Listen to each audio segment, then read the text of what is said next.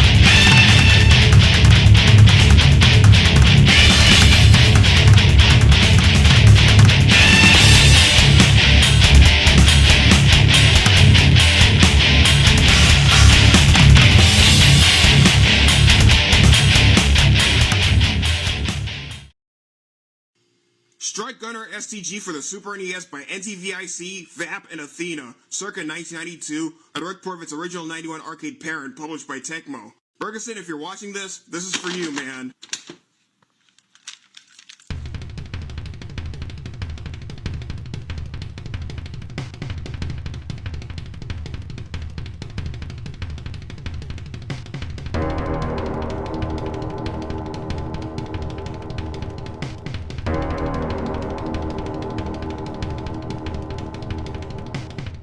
The year is 2008, literally over a decade and a half ago. And take note, the game's from 92, alright? So let's not make any baseless goddamn assumptions. And a mysterious alien force has invaded the Earth in collaboration with a faction under the leadership of the power-hungry dictator of Slovenia at odds with the world, thereby launching a full-scale war that threatens the majority of all fucking humankind.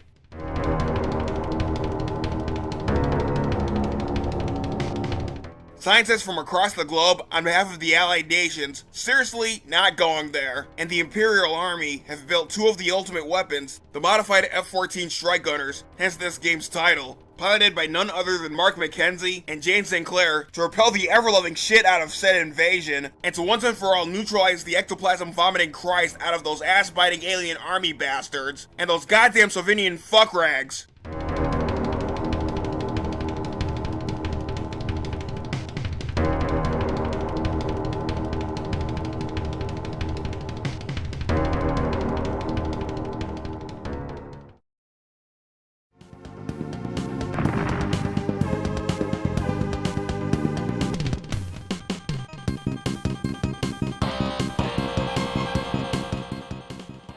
Regarding the gameplay, not to be a broken record here, well, given my track record for shmups regardless of the era from which they originate, but I wouldn't even go so far as to think this is just your everyday lukewarm shmup. Fuck no! Though, what we're witnessing here is on the same wavelength as the already defunct Toaplan's Twin Cobra, Twin Eagle, Sky Shark, Fire Shark, the works. Not to mention the also defunct Seibu Kaihatsu's Raiden, Konami's Crisis Force, SNK's Ghost Pilots, and even the also defunct Video Systems Aero Fighters. Upon starting, there's one of 15 special weapons and or benefits made available to you before each mission, the likes of which are then restricted at the end, predating Rolling Thunder 3. Plasma Shield, Homing Missile, Atomic Missile, Laser Cannon, Mega Beam Cannon, Anti-Air Mine, Sonic Wave, Sonic Shooter, Spray Missile, Photon Torpedo, Comrade Fighter, Adhesive Bomb, Heavy Vulcan, Heat Arrow, and the Auto-Aim Vulcan. These are deployed via A, thus decreasing the weapons meter at the left under how many planes, aka lives, you've got remaining, 1 to 9 of which you start off with. While B fires off the standard Vulcan weapons, the D-pad lets your F-14 cruise around of its own free will, and the X and Y buttons allow both the F-14s to perform vertical and side-by-side combo attacks in two-player mode by fusing with and or separating from each other, with the former involving the use of the same standard and special attacks via B and A if you and or the other player are in charge of the combo attack formation, with the other handling the Vulcan weapons. LNR are unavailable, and should either of your striker planes withstand any damage, minor or major, your ass is fucked down one plane.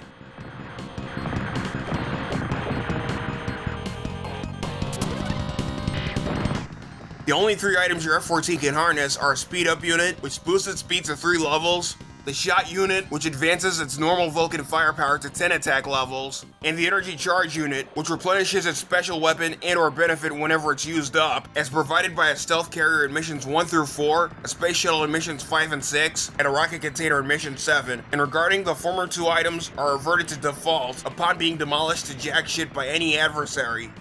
There are 8 stages in total, considering how repetitive 3/4 of them may be, starting from the dense Amazon jungle, transitioning to the desert plains, across the oceans with battleships and carriers posted everywhere, the Earth's stratosphere past the skies, and lastly outer fucking space, ending with the extraterrestrial space fortress past the moon, surrounded non-stop with attack choppers, jet fighters, giant missiles, tanks, attack jeeps, state-of-the-art defenses, and a multitude of other opposing WMDs ready to fuck up your perfect day in ways no one's ever fathomed, even on Maniac mode, which, as I'm certain many are aware, are way more nerve-wracking as directly opposed to the other 3 difficulty settings. And God help your ass if your chances for survival turn out to be for dick. Getting to the mid-stage and end bosses, aside from the aforementioned endless opposing multitude of WMDs, the first 3 of them are bearable, albeit erratic as all get out, complete with tendencies to bring your piss to a simmering gas boil. The Zeppelin and Master Fighter plane, the fighter jet and helicopter,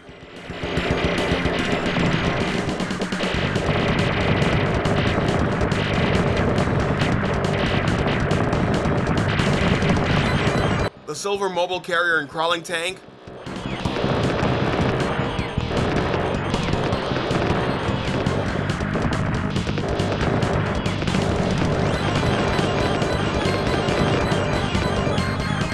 the armada of battleships and Great Battleship,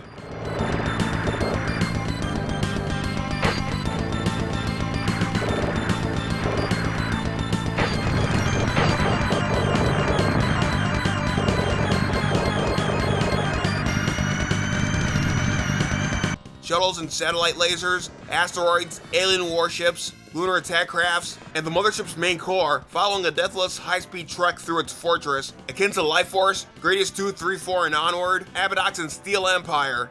As long as the right special weapons are equipped for each of these confrontations, and you're fully aware of the shit you're surrounded by throughout every operation, your chances of victory are secure. Or are they?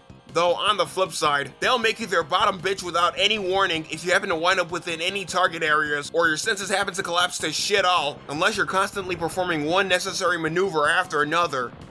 The controls are nothing short of adequate and coherent, not just deploying the 2 weapon types, including one of the 15 possible special weapons, but also balance and awareness in terms of evading every opposing projectile and concentrating fire on the most crucial target WMDs. And as constant and dull as the gameplay schematics are, what better opportunity than now to report how motherfucking far from baffling they are in addition.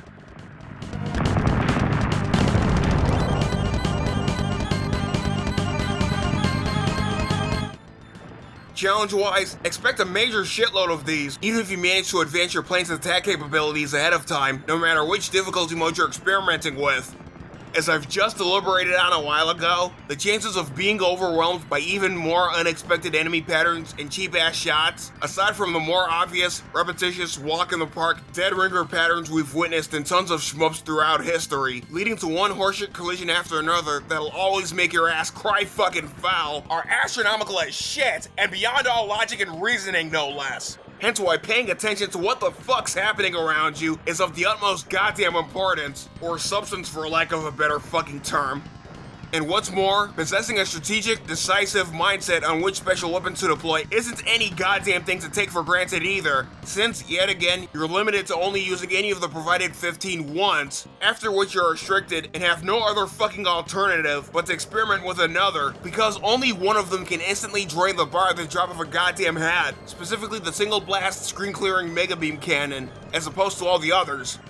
Besides these 2 obligations, you're given 5 continues upon the launch of your final ship. But don't be too crestfallen or hold your breath for way too long, since most of what I've been fucking blathering about should be a clear indication of how fair everything is, as long as you're acclimatizing yourself to these elements the right way, and then some.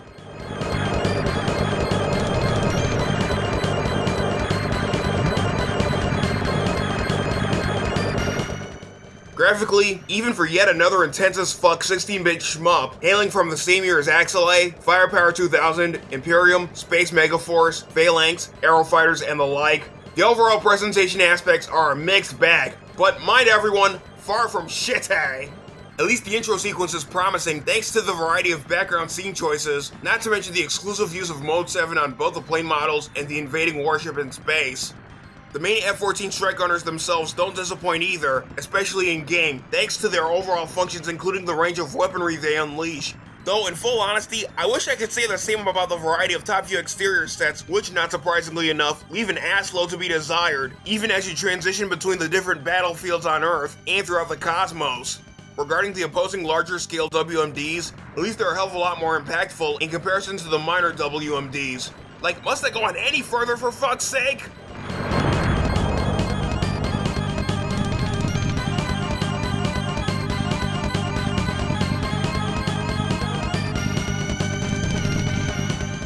In the music and sound department, orchestrated by Shotaro Sasaki and Koichi Ishibashi, alias Akka, meaning Red, obviously, known for various other Athena titles, including Castle of Dragon, aka Dragon Unit, Swordmaster, Desaimon, and the like. As redundant and monotonous as the accompanying songs are, hence one of many common causes for many to look the other way, they're at the very least decent and tolerable, to a fault, and completely shit on The Weeknd and Drake any day, and might I add, in every motherfucking way imaginable. And for the very last time, I dare someone to fight my ass on this shit. The accompanying sound effects aren't award-worthy either, but at least there's an undeniably convincing deal of impact in them as well, for sure. In all fairness, take note of my top 5 songs displayed here.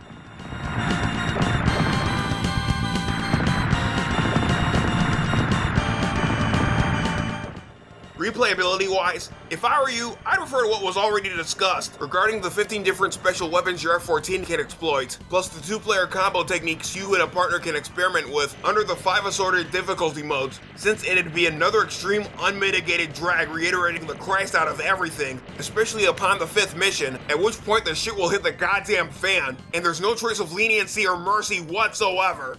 Either way, you'd be high off your ass to leave Strike Gunner STG out in the blistering ass cold, buried no less than 10 motherfucking feet under an already formed stalagmite, no less.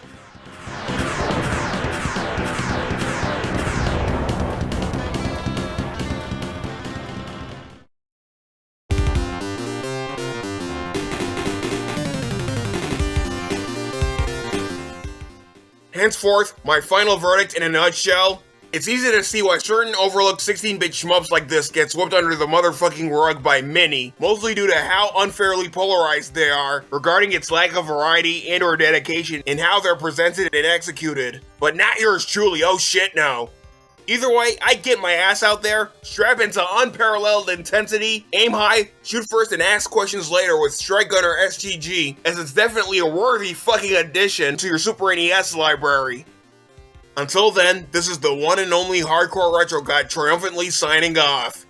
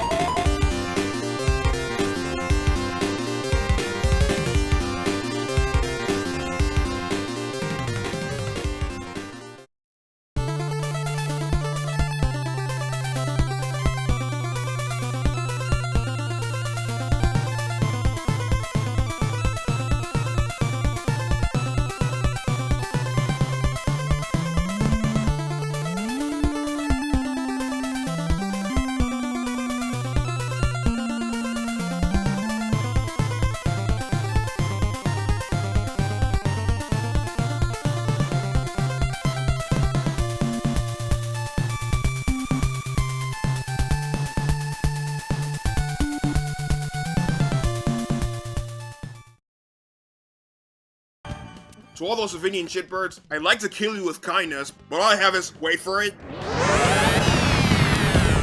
Yeah, that's right, my powerful ass Mega Beam Cannon, motherfucker! Goku, eat your goddamn heart out!